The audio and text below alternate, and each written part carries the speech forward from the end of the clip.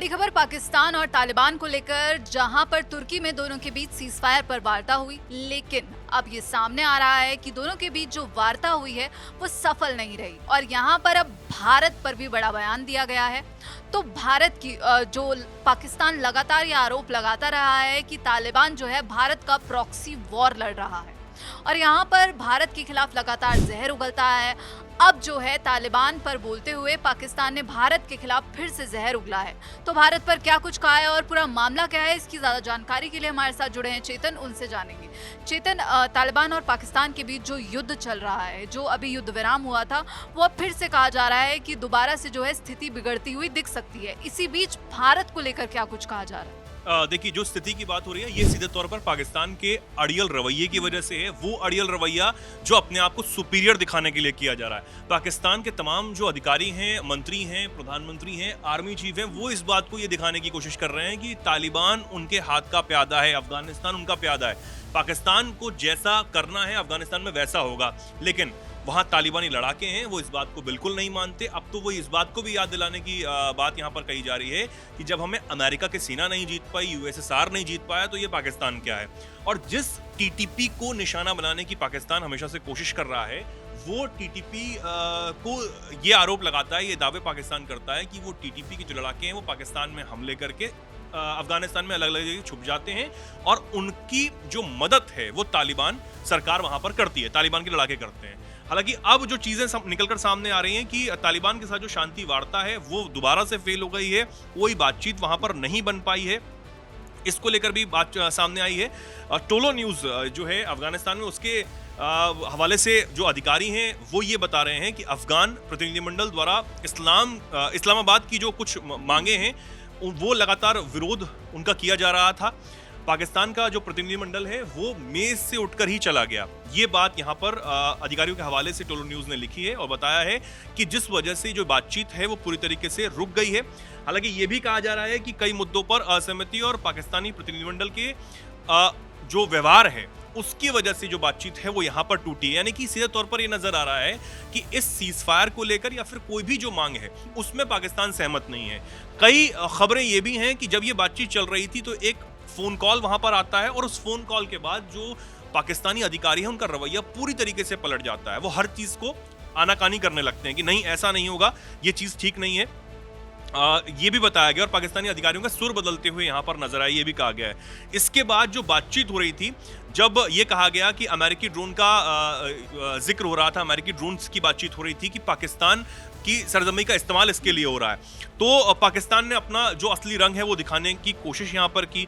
Reports ये भी कह रही हैं पाकिस्तान की तरफ से इस बातचीत की जो अगुवाई है वो मेजर जनरल शाहब जो असलम है वो कर रहे थे और शाहब असलम आईएसआई में स्पेशल ऑपरेशन डिवीजन के चीफ भी हैं।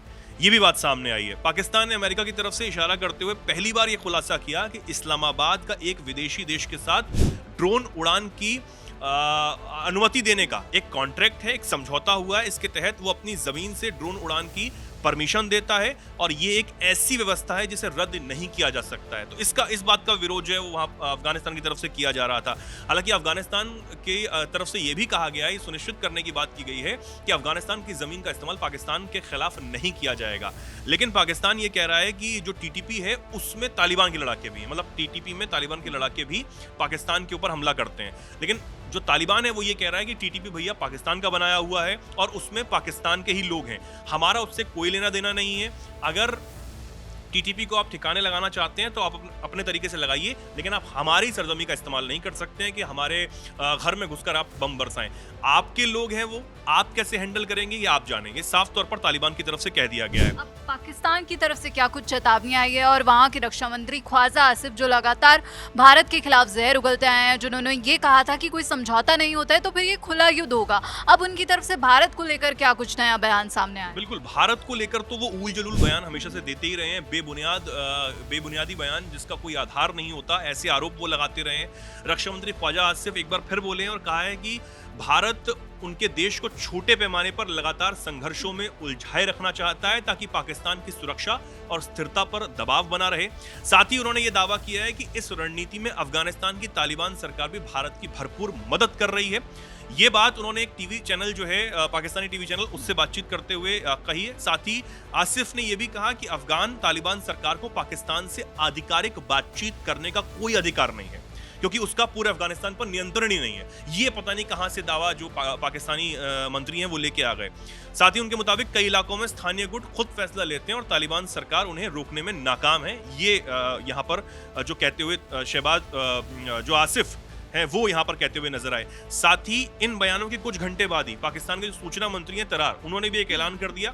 ये वही तरार है, मैं याद दिला दूं, जिन्होंने ऑपरेशन सिंदूर से पहले रात को 2:30-3 बजे एक प्रेस कॉन्फ्रेंस कर दी थी और कह दिया था कि भारत हम पर हमला करने वाला है। तो इन्होंने ये कहा कि पाकिस्तान और अफगान तालिबान के बीच चल रही जो बातचीत है वो विफल हो गई। तो इसके बाद जो विफलता की जो चीजें हैं कि कैसे पाकिस्तान का रवैया अड़ियल रहा है वो हमने आपको बताया।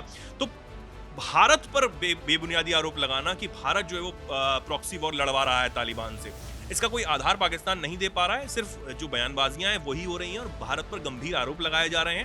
हालांकि भारत की तरफ से इन बातों को हमेशा से नकारा गया है, बल्कि तालिबान की तरफ से भी नकारा गया है, लेकिन फिर भी पाकिस्तानी बात नहीं आ रहा। तो ये सब चीजें यहाँ पर चल रही हैं और एक बयान इन सब चीजों में, एक बहुत जरूरी बयान यहाँ पर देखने वाला है सोनम, कि अफगानिस्तान के गृह मंत्रालय के प्रवक्ता हैं अब्दुल मतीन कानी। उन्होंने एक इंटरव्यू के दौरान पाकिस्तान को कड़ी चेतावनी दे दी और वो याद दिला दिया कि भाई हम झुकने वाले नहीं हैं। उन्होंने ये कहा कि ये सच है कि हमारे पास परमाणु हथियार नहीं हैं, लेकिन क्या नाटो के पास नहीं थे, क्या अमेरिका के पास नहीं थे? उन्होंने 20 साल तक अफगानिस्तान में लड़ाई लड़ी और सबसे बड़े बमों का इस्तेमाल भी किया।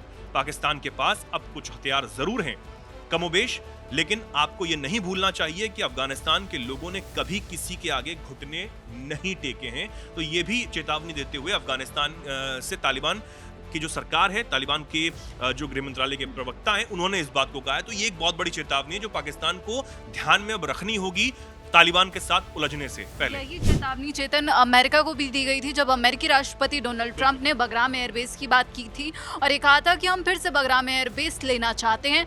वहीं पर जो है तालिबान ने सीधे सीधे कह दिया था कि हमारी ज़मीन पर तो हम आपको नहीं आने देंगे, अगर व्यापार और संबंध सुधारने हैं तो आपके लिए द्वार खुले हैं, लेकिन अगर आप कोशिश करेंगे कि आप फिर से यहाँ पर जो है एंट्री ले लेंगे तो ऐसा नहीं होने वाला है। तो यहाँ पर अब पाकिस्तान जो ये तय कर चुका है, जो ये बोल रहा है कि हम तालिबान का खात्मा करेंगे, वहीं अब तालिबान ने भी सीधे शब्दों में दो टूक कह दिया है कि हम घुटने नहीं टेकेंगे। पूरे मामले पर आपकी क्या राय है हमें कमेंट बॉक्स में जरूर बताइएगा। बाकी देश और विदेश की खबरों के लिए जुड़े रहिए दैनिक जागरण के साथ। नमस्कार।